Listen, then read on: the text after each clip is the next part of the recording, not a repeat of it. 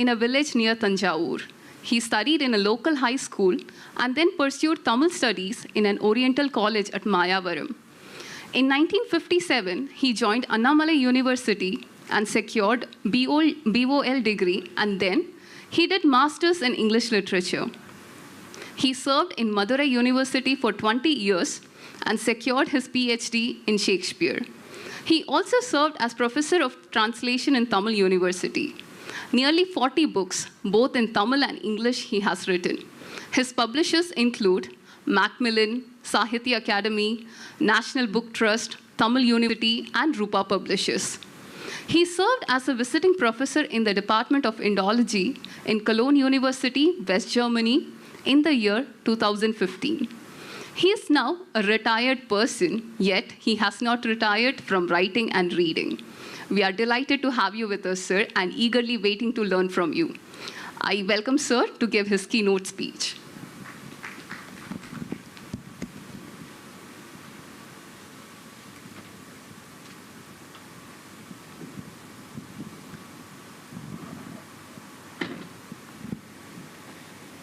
Dear Professor from Delhi University,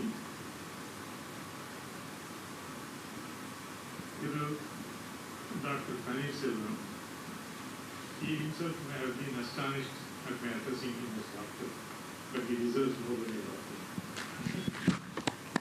You have to clap and appreciate you because he has written a book recently and he was running a journal, in Hindu paper, a new column he introduced, and that was highly popular among the people. So I must be thankful to both of these persons who are encouraging me to talk to you. Very rarely, very, very rarely, I come across such poor meetings because I have addressed meetings in colleges and universities to a full gathering. But still it is all right, even though if I commit some mistakes, you would not take very seriously. And that is why that is the consolation to me now. Now we are celebrating the 100th year of Dr. Kalaignar. Well, he needs no introduction. That, of course, that is obvious. And I was thinking, what else should I say to you about Kalaignar? You all know him very well, in and outs. You all know that. And one thing I remember, 1947, we have got independence. In 1950, we have got a republic. Ever since, in all these roughly 70 years of period, in all the state governments of India, there were hundreds of chief ministers. Can you tell me any example of a chief minister who was versatile, both in politicking and also in writing books and all that? Very rarely, almost nil. But you want me to exactly in a calculated manner tell me about it, I would like to say, excepting Jyoti Basu of Calcutta and Nitish Kumar of Bihar, nobody else is as equal as the Chief Minister Karunanidhi. Karunanidhi is, supposing I say, as in said by many opposition party members, if I say Karunanidhi, it is an insult to him. If I say Kalaignar Karunanidhi, it is a redundant, because Kalaignar is synonymous to Karunanidhi, Karunanidhi is synonymous to Kalaignar, and nobody else has got such appellation, and that is the uniqueness. Supposing if I say Karunanidhi is an insult, Kalaignar Karunanidhi is a redundant. If I say Kalaignar, that is the fittest name. If I say Dr. Kalaignar, that is a great honor to this outstanding man of Tamil Nadu. His name and fame must be taken all over the world. He is one among the chief ministers of India. But that telling him as such alone is not enough. For all that, if you just recollect very carefully, after all, for information I am telling, he was not even a matriculate, he was hardly a matriculate. But see the outstanding achievement of a man. What does it show? It shows that if a man is going on tirelessly working day and night towards language and literature, he will be coming to the apex of Himalayas mountain. Even his fame and name will go far beyond the apex of Himalayas. And Karunanidhi is an example for that. And that is the point, you must remember that. Occasionally, the point is, the brain is common to everybody else. All human beings have got brain. How is it that Karun has got such a brain? Dramas, criticisms, prose, poems, screenplay, dialogue, dramas. What else he has not contributed? His autobiography alone is coming to about 1,465 pages. Can you ever see? It is not merely autobiography of Dr. Kalaignar. It is the history of social, historical, and political history of Tamil Nadu also. Minus Kalaignar Karunanidhi, you cannot separate the history of Tamil Nadu, especially the claims of Dravidistan. You can't. It is synonymous to him. And that is the tremendous work that he has achieved. I can't find, with all my knowledge, I am trying to find out elsewhere whether there is any political personality equal to the level of Kalaignar Karunanidhi. I find it very difficult to see. There were great leaders. Even here in India, there were many chief ministers. Some of the chief ministers were short-tempered. Some of the chief ministers very, very bad in behavior. Some of them are all like one or two chief ministers were also branded as comedians. But think of all these. You remember Kalaignar Karunanidhi, he is now exceptionally. His stellar achievement is putting him not in the apex of Himalayas. And that is the point I would like to tell you at the outset. And one more thing I tell you, Kalaignar's presence of mind. Of course, I am just recollecting. Many of you might have known this also. And the Congress party has come to power. It is I think it is in the year 1960 or so, somewhere in the middle of 60. And Dr. Kalaignar is seated in his chair. One opposition party Congress member stood up and wanted to embarrass Kalaignar by putting a question, telling him, Kalaignar avargale, நாங்கள் ராஜாத்தி யார் என்பதை தெரிந்து கொள்ள விரும்புகிறோம்.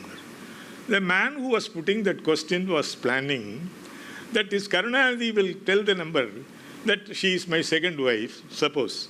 And he will ask him, now how can you marry a second wife without the permission of the first wife? Is it not unlawful? That was what he was planning. But you remember, and suppose if that chief minister is a short-tempered man, he will flirt out. Kalaignar did not worry about. Boldly he stood up. Much to the shock and surprise of the man who put the question, and also to the surprise of the entire audience in the assembly, he stood up and said, Rajati, என்னுடைய மகள் கனிமொழியினுடைய தாயார். Finished. The man who put that question was not able to open his mouth at all. How beautifully, in a way miraculously, in a short moment, without getting any anger, this man answered. I can't forget. This is one thing. Another thing I must tell you, characteristically, what a political leader must be. Not only this eloquence I need not say about it, in my younger days, I remember, when anti-Hindi agitation was prominent in this country, and Karunanidhi was standing at the platform and said, ஓடி வந்த இந்தி பெண்ணைகள் நீ தேடி வந்த கோழை உள்ள நாடிதல்லவே. He was ringing. And thousands of young men in this country started singing, ஓடி வந்த இந்தி பெண்ணைகள் நீ தேடி வந்த கோழை உள்ள நாடிதல்லவே. Such a way. It was like a martial song, a soldier walking and singing. That was the voice of Dr. Kalaignar. This Dr. Kalaignar never fluttered out. There is no reference about he was losing his temper. Never felt anger to that level.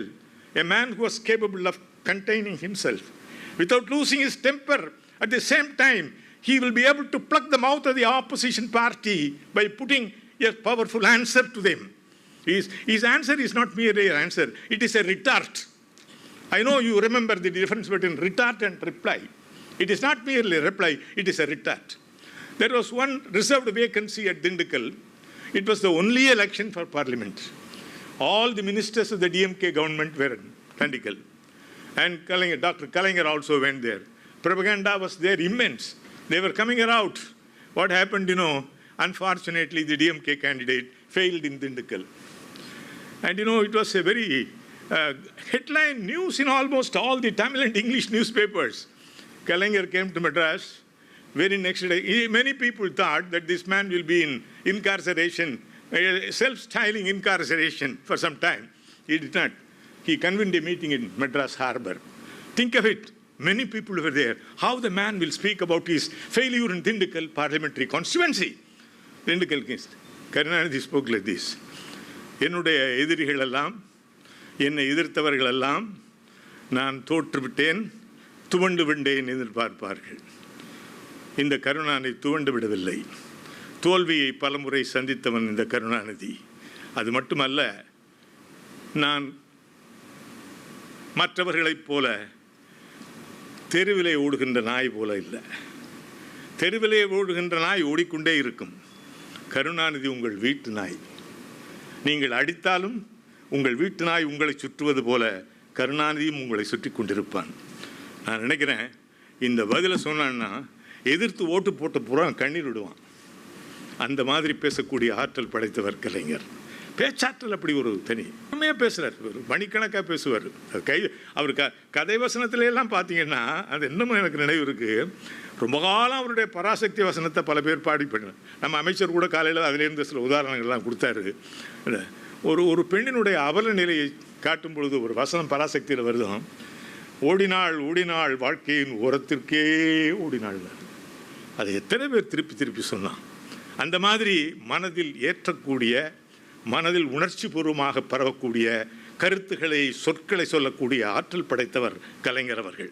அப்படி அந்த மாதிரிலாம் ஒரு பெரிய சிறப்பாக செய்யக்கூடியவங்க. அது மட்டும் இல்லாமல் இன்னொன்று, சமயோஜிதமாக பதில் சொல்கிறத பற்றி சொன்னேன். அவர் எப்படி சொல்லணும்னு சொன்னால், 16வது நூற்றாண்டில் ஆங்கில நாட்டில் ஷேக்ஸ்பியர் நாடக கலையில் கொடிகட்டி பறந்தார்.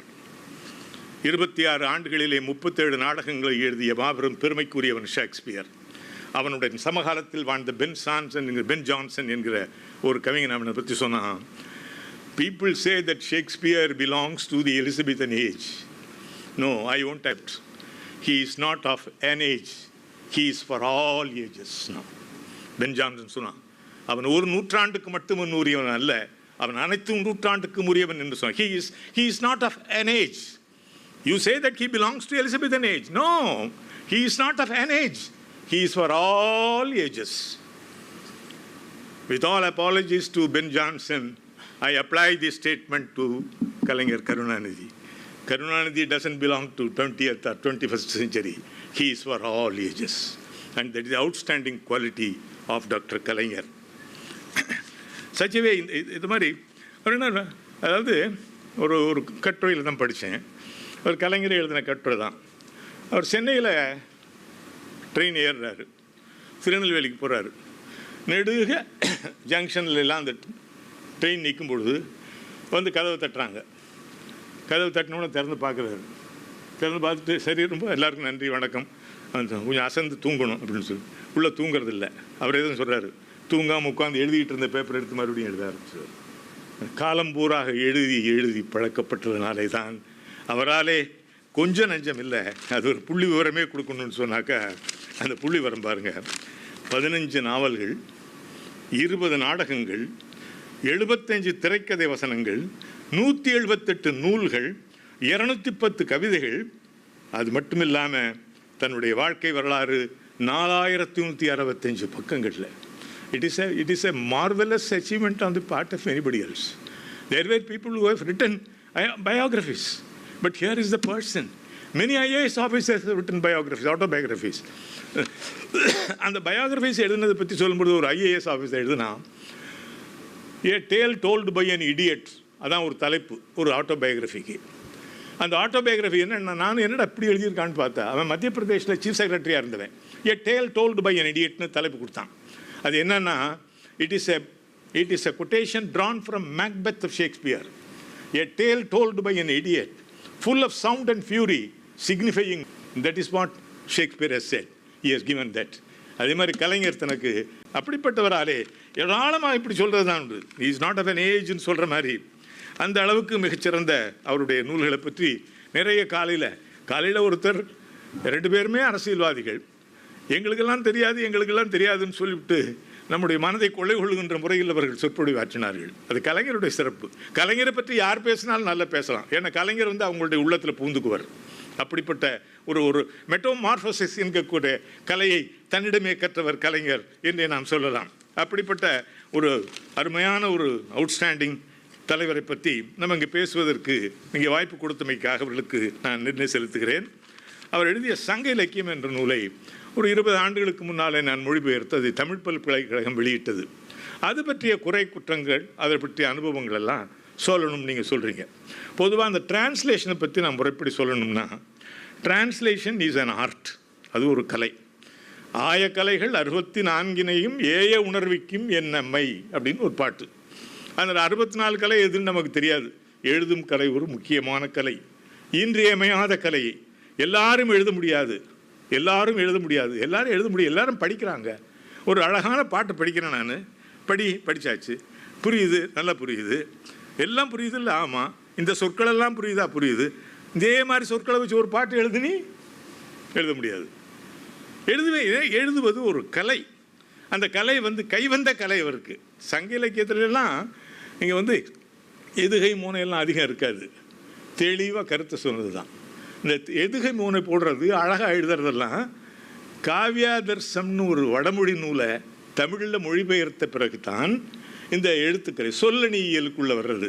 கடாமுடான்னு எழுதுறதெல்லாம், அந்த கடாமுடா இது எதுகை மூனையெல்லாம் சங்க இலக்கியத்தில் கிடையவே கிடையாது. அதெல்லாம் பிற்காலத்தில் வந்தது. வடமொழியாளர்களுடைய தொடர்புக்கு பின்னால் அது வந்திருக்கலாம். எனவே அந்த மாதிரி பின்னால் எழுதக்கூடிய அதுக்கு இருக்கணும் சொல்லணியல். சொல்லும் பொழுது அது ஒரு வேகமானது தான். பொருதடக்கை வாழங்கே மணிபார்வங்கே போர்முகத்தில் எவர் வெறினும் புறங்கூடாத பருவையிற தோளங்கே எங்கே என்ற பைரவையை காட்பாளை காண்மின் காண்மின். என்ன அருமையானது. Supposing if it is a song for a martial race, soldiers will march. Tennyson யுலிசிஸ்ங்கிற ஒரு பாடலில் பாடுவான். Drunk delight of battle with my peers, for on the ringing plains of windy Troy. அந்த சோல்ஜர்ஸ் மார்ச் பண்ணும்பொழுது என்ன ஏறுவோ அதுபோல் பாடுவான். அதுபோல் இந்த எதுக மோனையெல்லாம் வரக்கூடிய மாதிரி. எதுக மோனைங்கிறது கவிஞருக்கு கைவந்த கலை. இந்த மொழிபெயர்ப்பில் ஒரு சின்ன சிக்கல் என்னென்னா, கலைஞர்களெல்லாம் ரொம்ப பேர் பாராட்டினாங்க, நாங்களாம் மொழிபெயர்த்துருக்கோம்னு. எல்லாரை போல தான் நாங்களும் எழுதி கொடுத்துருக்குறோம். பெருசாக நாங்களுக்கு உங்களுக்கு கும்பு முளைச்சிருக்கலை. எங்களுக்கெல்லாம் மொழிபெயர்ப்பில் உள்ள சிக்கலே சிலேடையை மொழிபெயர்க்க முடியாது. இந்த கடாமுடா லாங்குவேஜை மொழிபெயர்க்க முடியாது. அதை மொழிபெயர்க்கணும்னா எப்படி மொழிபெயர்க்க முடியும்? Language is translation is culture born.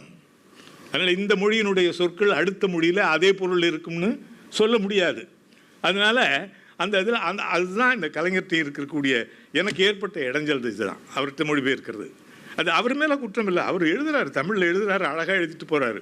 அந்த நூலே சங்கத்தமிழை பார்த்தீங்கன்னா முதல் பாட்டே யாதும் ஊரே யாவரும் கேளிர், தீதும் நன்றும் பிறர் தர. என்ன அழகாக. சங்கத்தமிழ்லாம் ரொம்ப கஷ்டம் படிக்கிறது அப்படின்னு சொல்கிறாங்க. அது ஓரளவு தான் உண்மை, முழு உண்மை கிடையாது. இது பாருங்கள், யாதும் ஊரே யாவரும் கேளிர். அந்த உலகத்தினுடைய கட்டுப்பாட்டை, உலகத்தை பற்றி எண்ணும் பொழுதெல்லாம் தன்னுடைய சொந்த நாட்டை பற்றி எண்ணாமல் உலகத்தை பற்றி எண்ணுகின்ற ஒரு கலாச்சார பண்பு தமிழ் கவிஞர்களிடம் மட்டும்தான் இருக்கிறது. எடுத்த உடனே உலகலாம் உணர்ந்தோதற்கரியவன், உலகலாம் என்று கூறக்கூடிய தன்மை வேறு. ஆங்கில மொழியை கிட்டத்தட்ட நான் எம்ஏ படிக்கிறது அண்ணாமலை யூனிவர்சிட்டியில் ஆங்கிலம் தான் படித்தேன். ஏறத்தாழ 40 ஆண்டுகள் PhD வரைக்கும் நான் சொல்லிக் கொடுத்துருக்குறேன். ஆனால் எந்த மொழி இலக்கியத்திலும் உலக கண்ணோட்டம் என்பதே இருந்ததில்லை. அது இந்த தமிழ் மண்ணுக்கு மட்டும்தான் உரியது.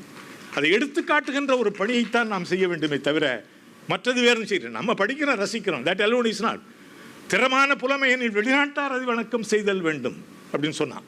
எனவே இந்த மாதிரி the mind of a Tamilian alone was thinking of the whole world in mind. One world theory என்பதை வெண்டல் வில்கி கொண்டு வந்தான். அந்த வெண்டல் வில்கி ரூஸ்வெல்ட்டை எதிர்த்து அமெரிக்காவில் போட்டவன்.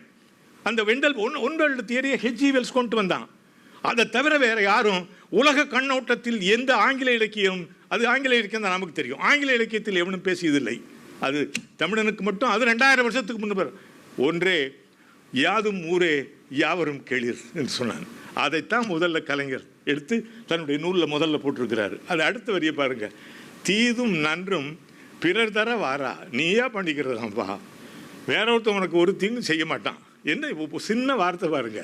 யாதும் ஊரே, எல்லாம் ஊர் தானம். யாவரும் கேளிர், மனித சமுதாயத்தின் அனைவரும் நம்முடைய உறவினர்கள். என்னப்பா அந்த சான்ஸ்கிரிட்டில் ஒரு ஸ்டேட் வசுதேவ குடும்பகம் அப்படின்னு தலை தூக்கிட்டு ஆடுவாங்க. வசுதேவ குடும்பம்னு சொல்லிக்கிட்டு ஒரு குடும்பத்தை ஒதுக்கி தள்ளுறான், கீழே கிடக்கிறவனை கீழே போட்டு மிதிக்கிறான், அது வேறு விஷயம். ஆனால் யாதும் ஊரே யாவரும் கேளிர், தீதும் நன்றும் பிறர் தர வாரா, நோதலும் தனிதலும் அவற்றோர்ன. Can you ever expect such short sentences with deeper meanings? You cannot imagine anywhere else. அந்த பாட்டை தான் எடுத்துக்கிறாரு. அதுக்கு இவர் எழுதுகிறார் விளக்கம். அவர் எழுதுறது கலைஞருடைய மொழியை வந்து நம்ம அந்த அவருடைய உரைகளெல்லாம் டிரான்ஸ்லேட் பண்ணுறோம்ல. செழிப்பில் திளைத்தோர்க்கு சிரம் தாழ்த்தல் இல்லை, சிறியோர் என்போரை இகழ்தலும் இல்லை. தீதும் நன்றும் பிறர் தரவாரா, பெரியோரை வியத்தலும் இளமே, சிறியோரை வியத்தல் அதனும் இளமே. அது புறநானூறு. அது தமிழுடைய அவருக்கு சங்கத்தமிழில் கலைஞருடைய பொருள். செழிப்பில் திளைத்தோர்க்கு சிரம் தாழ்த்தல் இல்லை, சிறியோர் என்பவரை இகழ்தலும் இல்லை. என்ன இதை விட எளிமையா, இதை விட இனிமையா மனித பண்பாட்டை கலாச்சாரத்தை வேறு யாவர் சொல்ல முடியும்?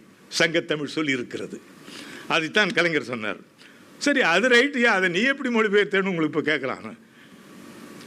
Surveiling not the fabulous rich, slighting not the lesser and poor. அதான் நான் மொழிபெயர்த்திருக்கேன். நீளமும் ஆகிடக்கூடாது, குறைஞ்சு போயிடக்கூடாது, பாயிண்ட் விட்டுறக்கூடாது, அந்த மாதிரி. அது எங்கள் தமிழ் பண்டிதர் ஒருத்தர் சொல்லுவார், அது கஷ்டமான வேலைன்னா எப்படிடா கஷ்டம், எப்படி அது கஷ்டப்பட்டதுன்னா, ஆறு நெருப்பு ஆறு ஓடுது, அதில் பாலம் கட்டியிருக்கான், அந்த பாலம் மயிர் பாலம், நெருப்பு ஆற்றில் மயிர் பாலம் கட்டி நடக்கிறதுனாடா கஷ்டம்னாரு. அதே மாதிரி தான் இந்த கதையும். என்னால் மொழிபெயர்க்க முடிஞ்சது அதுதான். Servile not the fabulous rich, we won't be servile to the rich people. For luxury and prosperity, we will not bow down the head.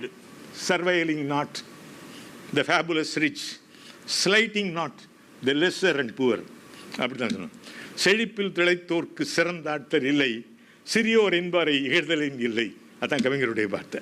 அதே மாதிரி அதை படிக்கும் பொழுது அப்புறம் இன்னொன்று என்னென்னா, இந்த சொற்கள் எல்லாம் கொண்டுட்டு வந்து அந்த ஒரிஜினலாக இருக்கக்கூடிய சொற்களை அப்படியே கொண்டுட்டு வர முடியாது. அங்கே அழகாக இருக்கும். இப்போ அதுக்கு ஒரு உதாரணம் கொடுத்தா தான் உங்களுக்கு பிடிப்படும். முடியாதுன்னு சொன்னால், அது நம்ம மொழிபெயர்ப்பு இயக்குனராக இருக்கார், ரெண்டு கையாலையும் தடுக்கிறது, 4 பந்தையும் தடுக்கணும், அப்படி பந்து விளையாண்டுருக்காங்க. இப்போ உள்ள பெண்கள் வேறு வகையாக பந்தாடுறாங்க. அந்த காலத்தில் பந்தாடுறது இதுதான். 4 பந்து இருக்கும், அந்த 4 பந்தையும் ஆகாயத்தில் விடுவாங்க, 2 கையால் தாங்கணும், 4 பந்து விழுவக்கூடாது கீழே. அப்போ எந்த அளவு கால் கை மனசு எல்லாம் துடிப்பாக இருக்கணுங்கிறத நீங்கள் யோசிச்சு பாருங்கள். It is a miraculous play maintained beautifully by the women fuck of ancient Tamil Nadu. அந்த பாட்டை பற்றி அவன் பாடுறான் கலிகித்து பரணி குற்றால குறவஞ்சியில். பொங்குக நங்குழை வெண்டு கிளம்பிய, அருமையாக பாடுறான். பொங்குக நங்குழை மண்டிய கண்டை புரண்டு புரண்டாட, குடல் மங்குலில் மண்டு கிடந்தது மண்டு, குடல் மங்குலில் மண்டு கலைந்தது கண்டு மதன் சிலை வண்டோட, இனி இங்கிது கண்டு உலக என்படும் என்றடை சிண்டாட, மலர் பங்கை மங்கை வசந்த சவுந்தரி பந்து பயின்றாளே. பயப்படுவான் டிரான்ஸ்லேட் பண்ணுறவன், படிச்சுட்டு விடத்து நடுங்கி போவான். எப்படி மொழிபெயர்க்கிறது இல்லை? நான் ரொம்ப வேகமாக சொல்லிட்டேன். இந்த சினிமாவில் காட்டுற மாதிரி ஸ்லோ மோஷனாக சொல்லணும்னா, பொங்கு கனங்குழை மண்டிய கண்டை புரண்டு புரண்டாட, குடல் மங்கூலில் வண்டு கலைந்தது கண்டு மதன் சிலை வண்டோட, இனி இங்கிது கண்டு உலகென்படும் என்றடை திண்டாட, மலர் பங்கைய மங்கை வசந்த சவுந்தரி பந்து பயின்றாளே. Can anybody else write like this? கடவுளுக்கு ஆற்றல் உண்டுங்கிறான். நான் சொல்கிறேன், அது அப்படி ஒத்துக்கிறவங்கள்ட்ட சொல்கிறேன், கடவுளே மனித உருவம் இருந்தால் கூட இந்த பாட்டு எழுத முடியுமான்னு தெரியல. ஒரு திரிகூட ராசப்ப கவிரார் அப்படி போயிடுறார். This is a challenge openly declared, silently instigated by a 19th century Tamil poet, குற்றால குறவஞ்சி. அந்த நூல் கடைசியாக நீங்களாம் படித்து பார்க்கணும். So in a way translation is a tough task. டிரான்ஸ்லேஷனை பற்றி சொல்லும்போது சொல்லுவான், if translation is the original is the master, translation is only a servant. அப்படி சொன்னால் அப்போ ஒரிஜினல் எப்படின்னா, original is like living bird. ஒரு ஈகிள் இருக்குது, it is a living bird original. சரி, டிரான்ஸ்லேஷன் லேபரேட்டரியில், ஜுவாலஜி லேபரேட்டரியில் ஒரு பறவையை வச்சுருப்பான் டேபிளில். அதுக்குள்ள குடலெல்லாம் எடுத்துட்டு நீட்டாக ஸ்டஃப் பண்ணி வச்சுருப்பான். சின்ன பிள்ளை பார்த்ததுன்னா பறவையாக உட்காந்துருக்க மாதிரி நினைக்கிருக்கோம். translation is only a stuffed eagle, original is a living eagle அப்படின்னு அதுக்கு போய் சொன்னான். அந்த மாதிரி இருக்கக்கூடியது. எழுதுறதுங்கிற சாதாரணமான வேலை இல்லை. அதை கவிஞர் வந்து சமாளிச்சிருக்கிறார். அதான் அது பெரியது. தமிழாக செலவழிக்கிறார். அது வந்து சொல்லணும்னா, இன்னொன்று சொல்லணும்னா, அந்த முதுகுமணன் இளங்குமணன் 2 பேர். அந்த முதுகுமணன் வந்து பணங்களை புலவர்களுக்கு அள்ளி கொடுக்குறவன். அந்த அள்ளி கொடுக்குறத பார்த்து இளங்குமணன், இப்படி நீ அள்ளி கொடுத்துட்டு இருந்தேன்னா அரண்மனை காலியாக போயிடும், நீ ஒதுங்க, ஏன் பங்கை கொடுறான்ட்டான். எப்பா எனக்கு பங்கே வேண்டாம்டா, எல்லா பங்கையும் நீயே எடுத்துக்கடா, இளங்குமணா ராஜ்யபாரம் உன்னுடைய இதுன்னு கொடுத்துட்டு அவன் காட்டுக்கு போயிட்டான். பழக்கப்பட்டு ஒரு புலவர் போய் காட்டில் இருக்கிறவனை சந்தித்து எனக்கு நீ கொஞ்சம் உதவி செய்யணும் பொருள்னாரு. அவன் சொன்னான், நம்ம எல்லாத்தையும் இருந்து நான் வந்து சாமியார் மாதிரி கடையில் உட்காந்துருக்கு காட்டில் உட்காந்துருக்கிறேன். எப்படி காட்டில் உட்காந்துருக்கேன்? காட்டு தானே சொன்னான். சோர்சடை தாழ சுடரோம்பி ஊரடையார் கானகத்தை கொண்டு கடவுள் விருந்தோம்பல் வானக தூய்க்கும்படி அப்படின்னு சொன்னான். அவன் நான் வந்து குடிசையில் இருக்கிறேனப்பா அப்படின்னு சொன்னான். அவன் போய் நின்று கேட்ட உடனே அதுக்கு அந்த பாட்டை ஒரு நாட்டில் அந்த கதையை எடுத்துக்கிட்டு கவிஞர் சொல்கிறாரு, அந்த நாள் வந்திலை அருந்தமிழ் புலவோய், இந்த நாள் வந்து நீ நொந்தனை அடைந்தாய், தலைதனை கொண்டு அவன் தம்பி சொல்லியிருக்கான். அவன் தலையை கொண்டுட்டு வரவனுக்கு நான் பணம் கொடுக்குறேன் இருக்கான். ஏன்னா அவன் உன்னை படையெடுத்து வந்து உன்னை உதைக்க போகிறான்டான்னு எவனோ சொன்னதை கேட்டுக்கிட்டு அந்த இளம் பையன் அண்ணன் மேலே கோவப்பட்டு சொன்னவன், அவன் 10,000 பவுன் பணம் கொடுக்குறேன், எவனாவது கொலை பண்ணணும்னா. அதை இவன் கேள்விப்பட்டு காட்டில் இருக்கிறவன் சொன்னான், என்னை தம்பி வந்து என் தலையை கொண்டு வரவனுக்கு பணம் கொடுக்குறேன்னு சொல்லியிருக்கான், நீ எனக்கு இப்போ பணம் இல்லை. அந்த நாள் வந்திலை அருந்தமிழ் புலவோய், இந்த நாள் வந்து நீ நொந்தனை அடைந்தாய், தலைதனை கொண்டு போய் தம்பிகை கொடுத்து விலைதனை பெற்று உன் வறுமை நோய் களைந்திடு என்றான் குமணன் எடுத்தான் வாளை. நான் என் கலையை வெட்டிக்கிறேன், நீ எடுன்னு சொன்னான்.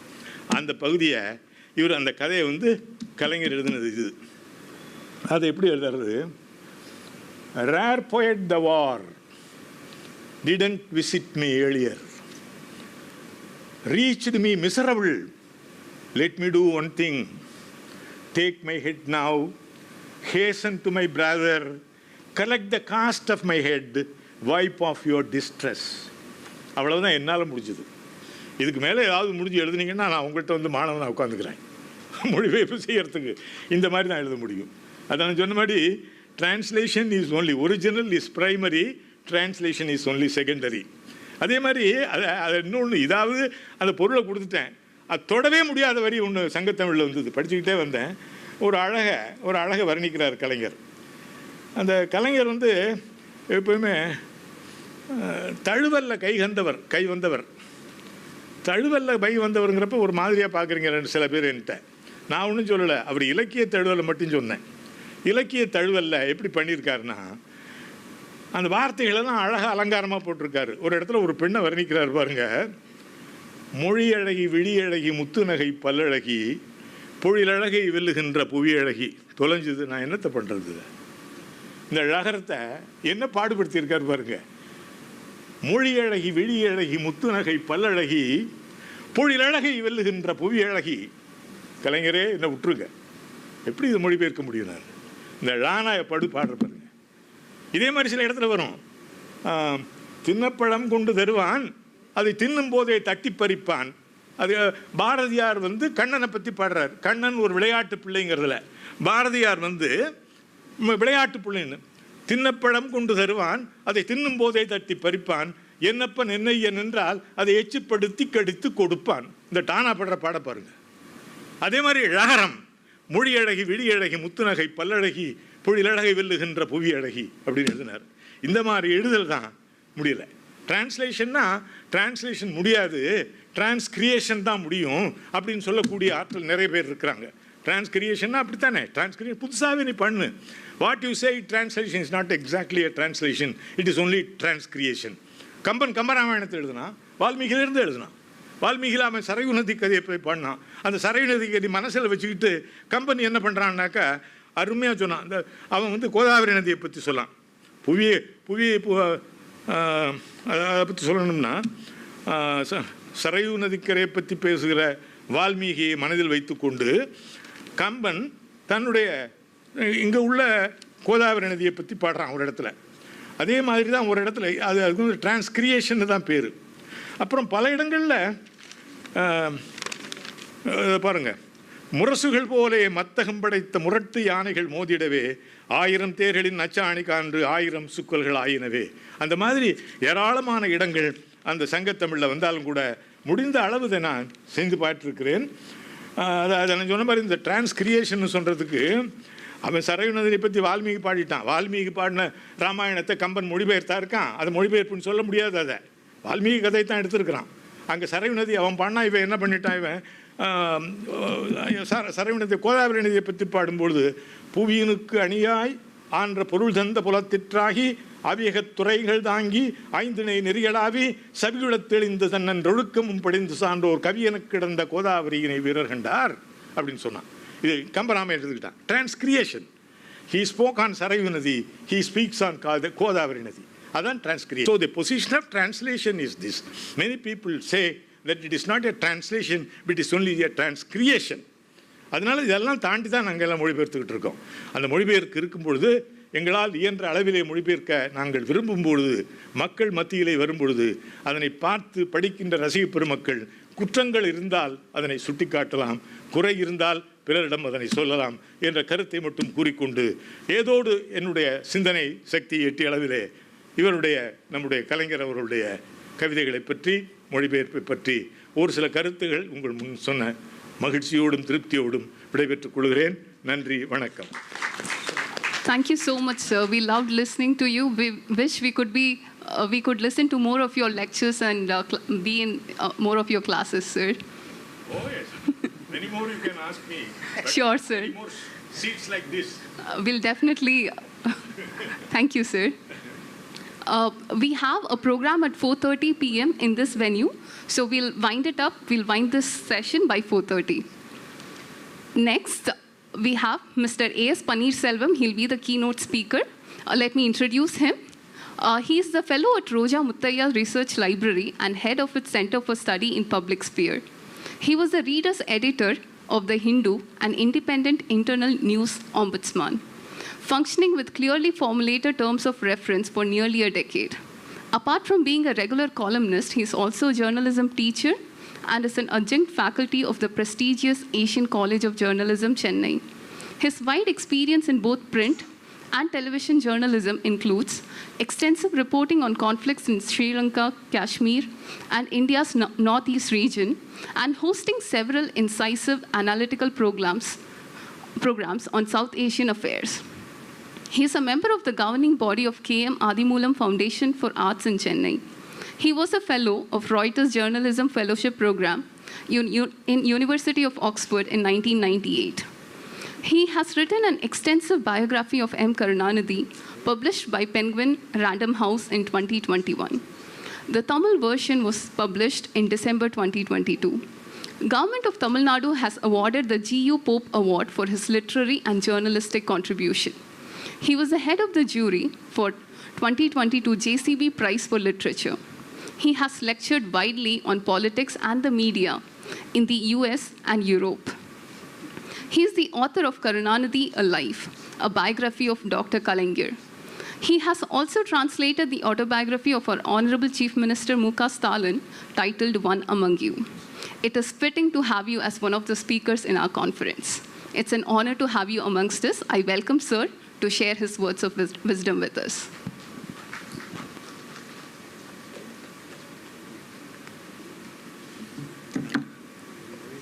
Good afternoon. I have a prepared text, but I think my prepared text will exceed an hour. Therefore, I'm going to keep my text aside, but draw your attention to specific aspects of Kalaignar's understanding of literature and culture.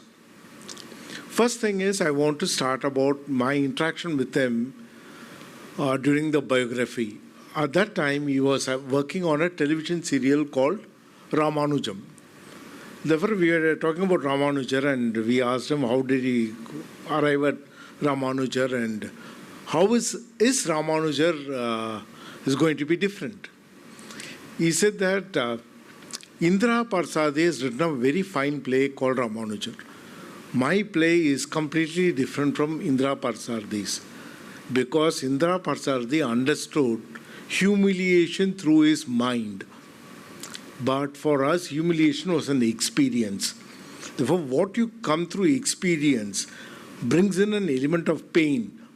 Therefore, what you understand cognitively might be correct, but it may not capture the element called pain. But if it is from lived experience, the central aspect is pain. I thought that was an extremely powerful understanding of humiliation. Humiliation as an experience is completely different from confronting humiliation from a purely cognitive viewpoint. Therefore, that was for one thing. And earlier professor was talking about difficulty in translation. In my book, I had two issues. One is it's been published by Penguin, and Penguin being a publishing house of 200 years experience, they turned around and shifted half of the responsibility on my shoulder. They said that if you want reach, book has to be less than 500 pages. If you want it encyclopedic, write however you want. I was oscillating between whether it has to be encyclopedic or it should have reach. I could never actually resolve mentally. I turned around and I asked them, why don't you suggest? They said, no, we don't interfere with the author's choice. It's your choice, you have to decide. Then it became extremely difficult. I said, okay, reach becomes important. I decided to stick to reach, but what I didn't anticipate is that these publishing houses also follow a pattern called design symmetry. Therefore, if you look at my Penguin book, there will be no footnotes. All the footnotes have been shifted as endnotes because they felt that footnote was of varying size, and because of its varying size, it was affecting the design symmetry. To retain design symmetry, they shifted the footnote as endnotes. Since they shifted the footnotes as endnotes, it's creating a different type of problem because people are not able to really relate to what I'm referring to. For instance, the most creative intervention of all Kalinger's work, I think, here is obituaries.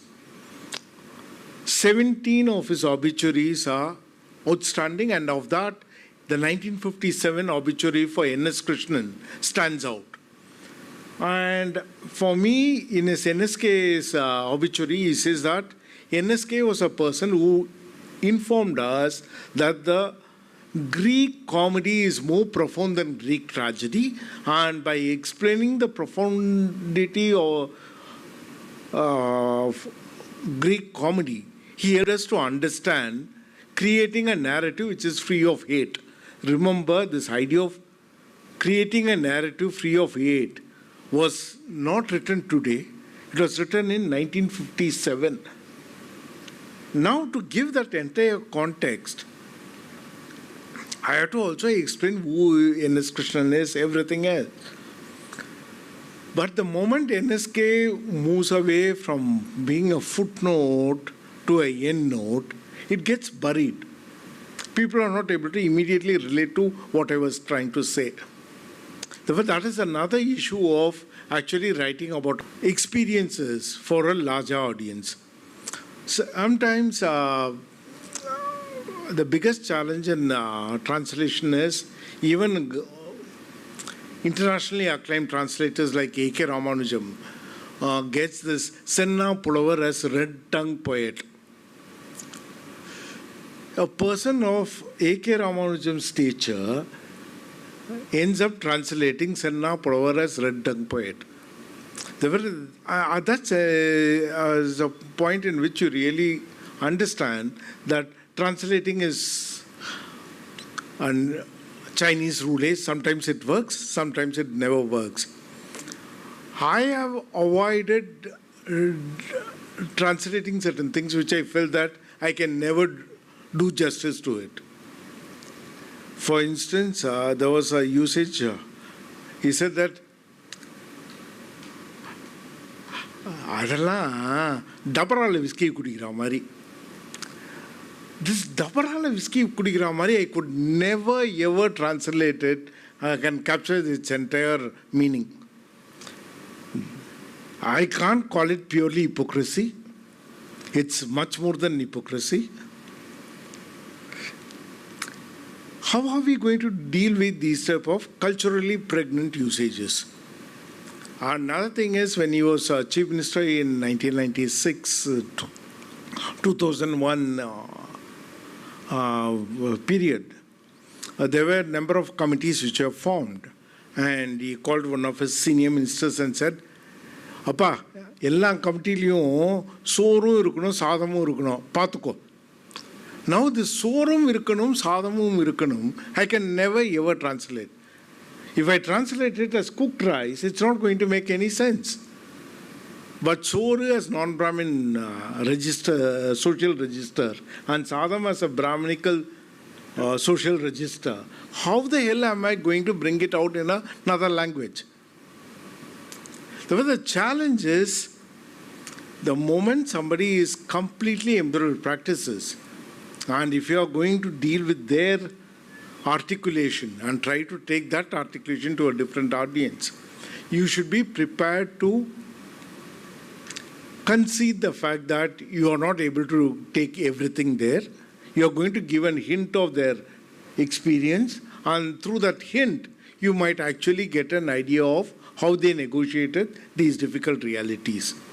That's one part. Another part for me is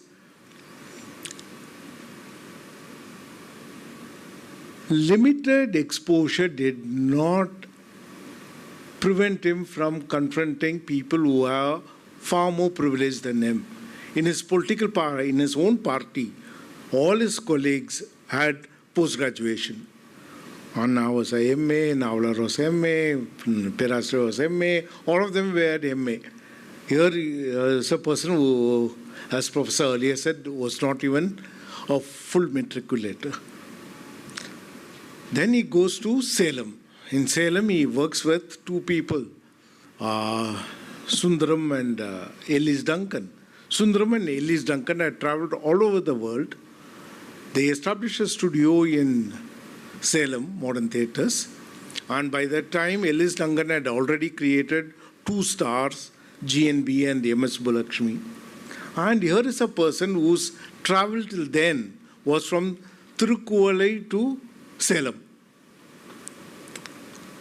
And he was not second to anybody. There was this lack of exposure, and the privilege of the others did not deter him from bringing out the best in him as well as in the team with which he worked. That's the reason he becomes a symbol of hope. The fact that he could succeed gives courage for everybody to try. Therefore, he becomes a symbol of hope. For me, the simplest aspect of understanding this person is, what did he finally symbolize? He symbolized that my humble background is not going to be a deterrent. My rural background is not going to be a deterrent. My social class is not going to be a deterrent.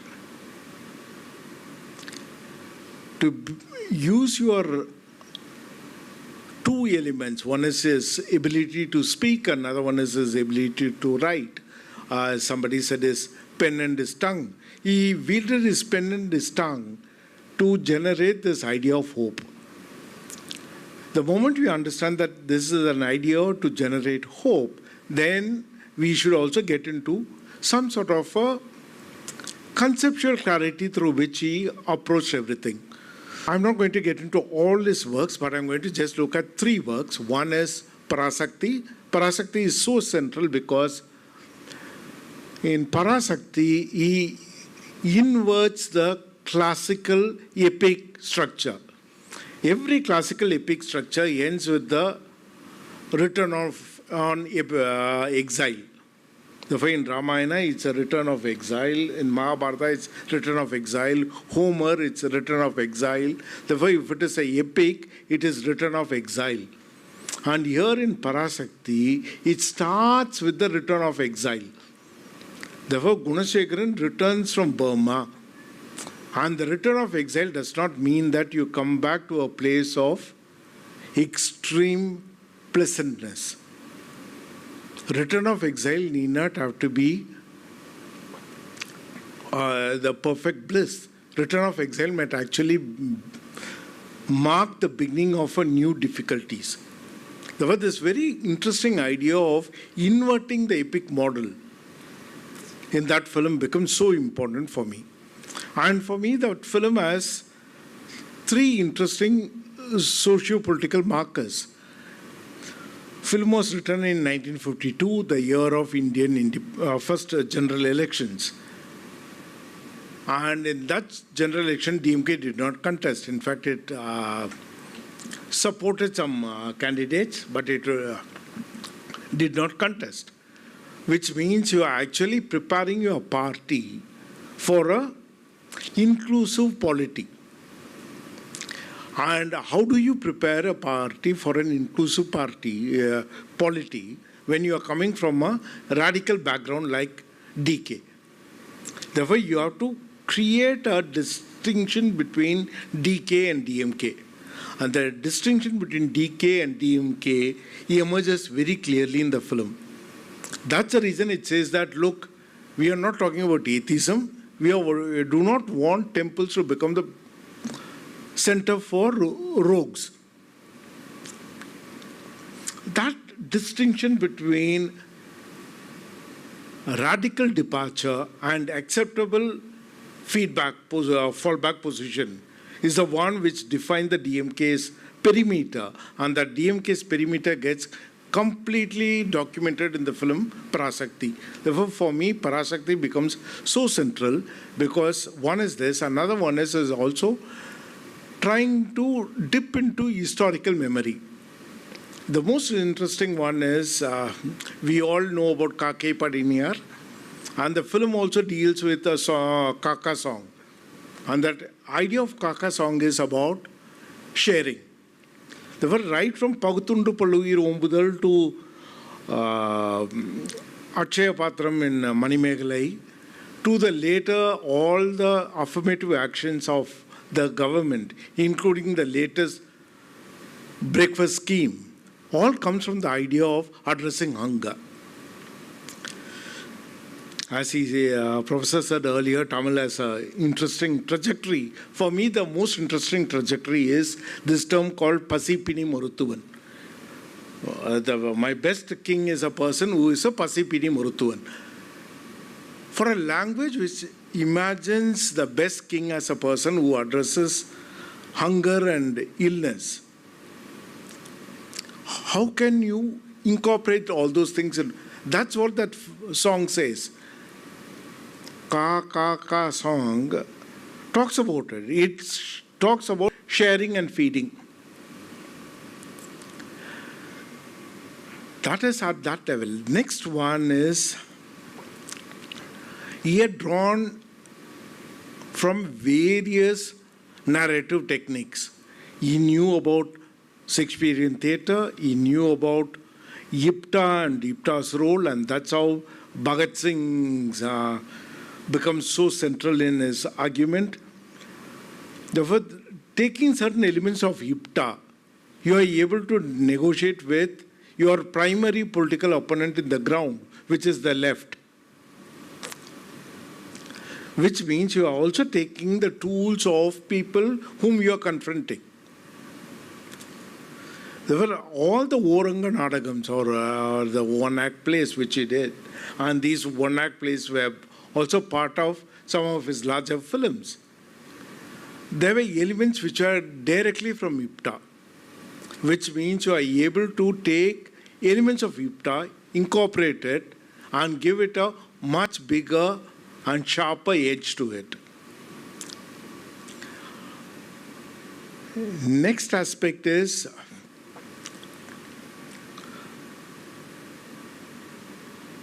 the 5 Tamil epics are either Jain text or Buddhist text, and he has taken all the 5 and converted them into work of art, starting from Mandri Kumari to Pumbugar. he has covered all the 5 epics.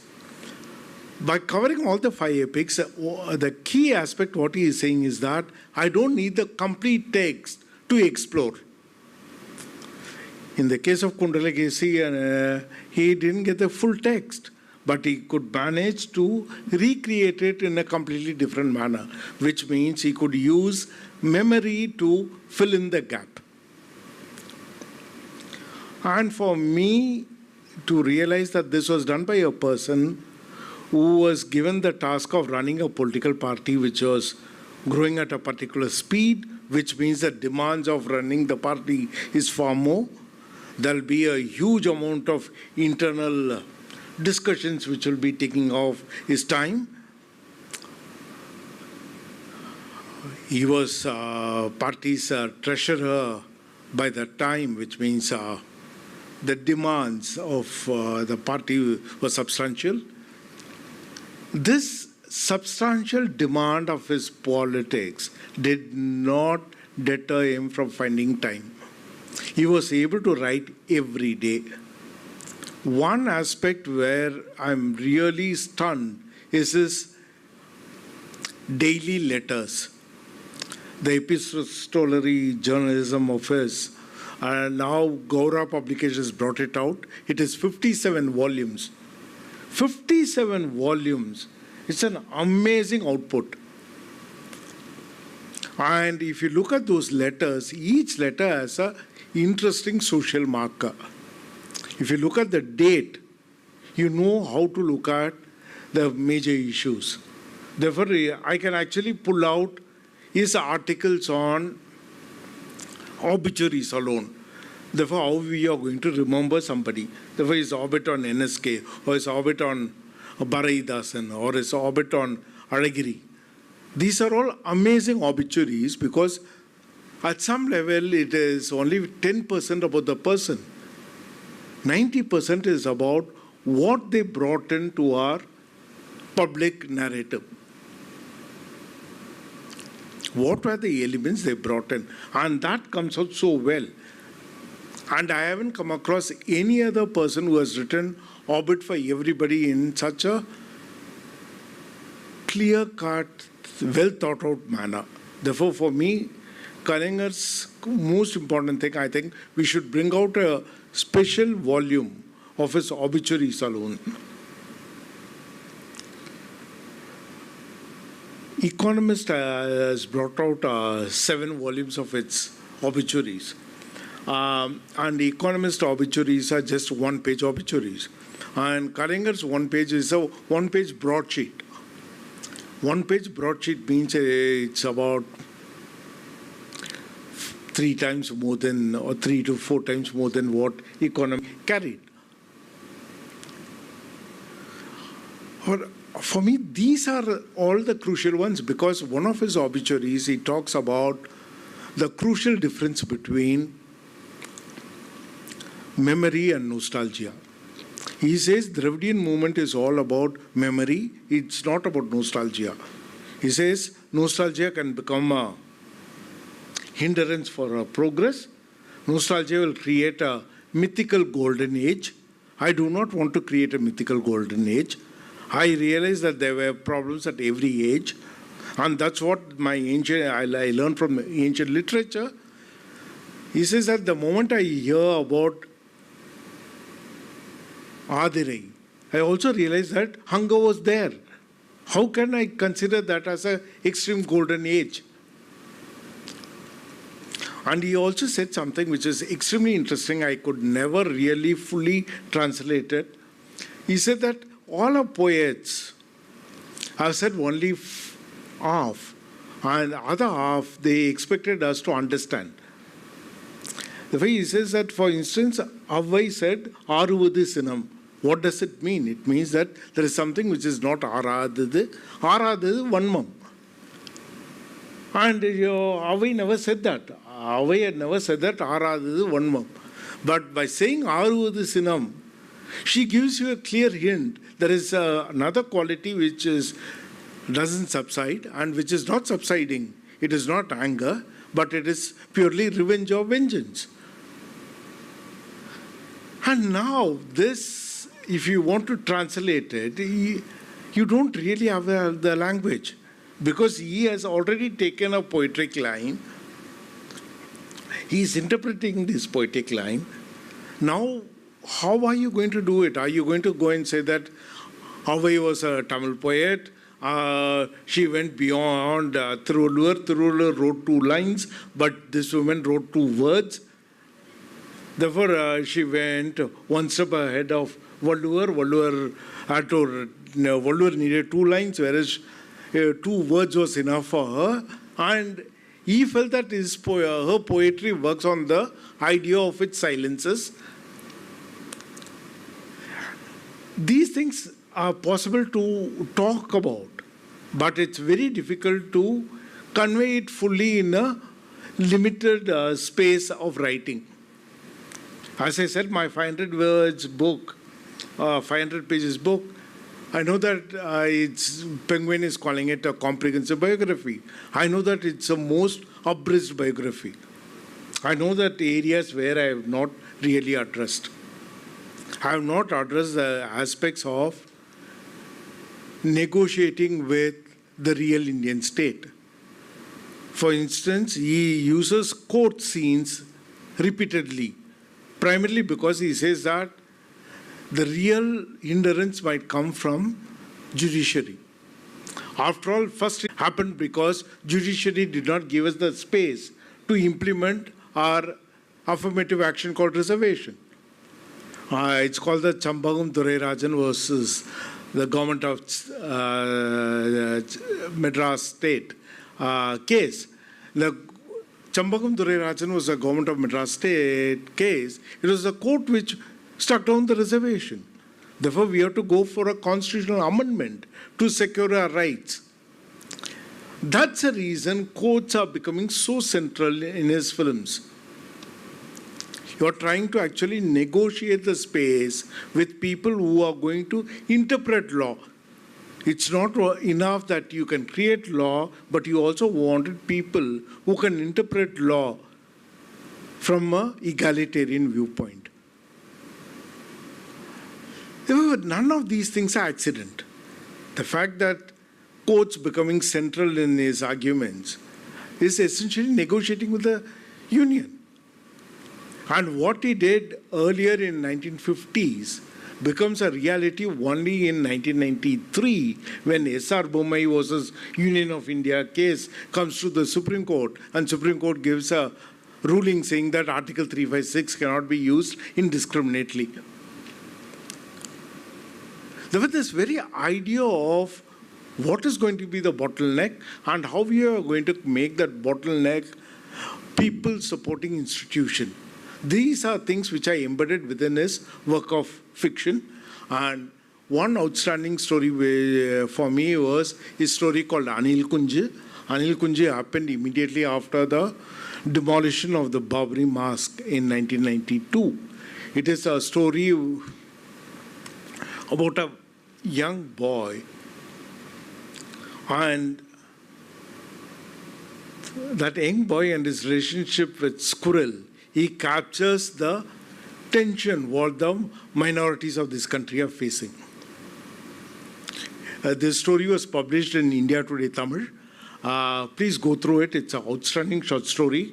I rate it as one of the finest short stories written in the Tamil language.